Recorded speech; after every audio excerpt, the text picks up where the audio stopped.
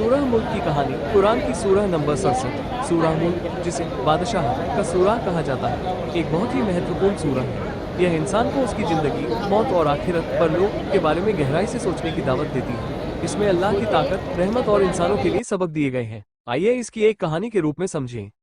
बहुत समय पहले एक गांव में एक बूढ़े आदमी का निवास था। वो बहुत दयालु और बुद्धिमान था। वो हर रोज गांव वालों को अल्लाह की महानता के बारे में समझाता और उन्हें नेक रास्ते पर चलने की सलाह देता।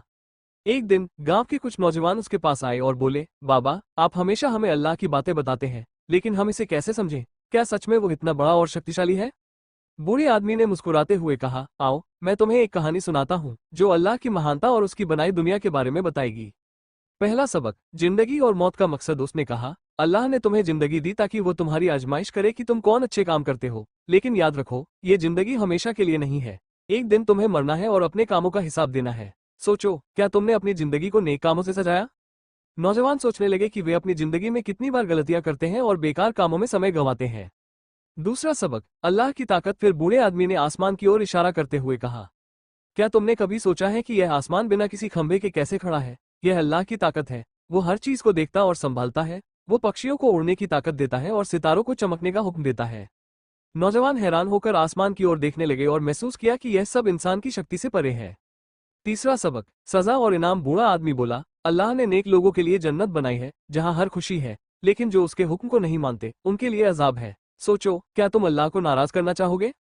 ये सुनकर नौजवान डर गए और बोले, नहीं बाबा, हम अल्लाह को खुश रखना चाहते हैं। हमें बताइए, हमें क्या करना चाहिए? अंतिम सबक, तौबा और शुक्रगुजारी। बूढ़े आदमी ने कहा, तौबा करो, यानी अपने गुनाहों पर पछताओ और नेक रास्ते पर चलो। अल्लाह बहुत रहमदिल है, वो तुम्हें माफ कर देगा। और हर समय उसका शुक्र अदा करो, क्योंकि जो कुछ भी तुम्हारे पास है वो उसी की देन है।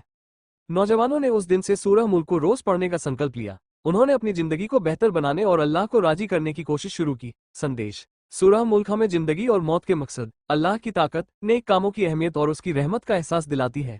इसे पढ़ने और समझने से इंसान की जिंदगी में सुकून और हिदायत आती है। सूरह मुल्क का तिलावत करने की भी बहुत फजीलत है और इसे रात को सोने से पहले पढ़ने की खास हिदायत दी गई है।